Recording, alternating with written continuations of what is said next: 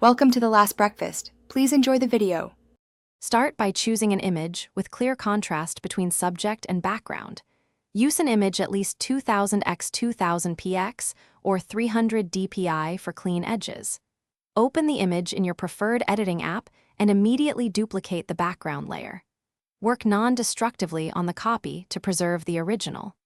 Zoom to 100% and inspect hair and fine details closely. Use a neutral workspace color behind the image to see fringes and halos clearly. Use the automatic background removal tool or run select subject followed by refine edge. Enable the view on black and switch to view on white for contrast checks. Apply a 1 to 2 pixel refine edge radius to recover hair and fur naturally. If the tool misses areas, select the quick mask or brush tool and paint improvements manually.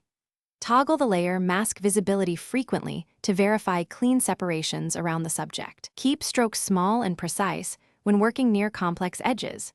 Finish by refining the mask with a soft brush set between 1 and 5 pixels.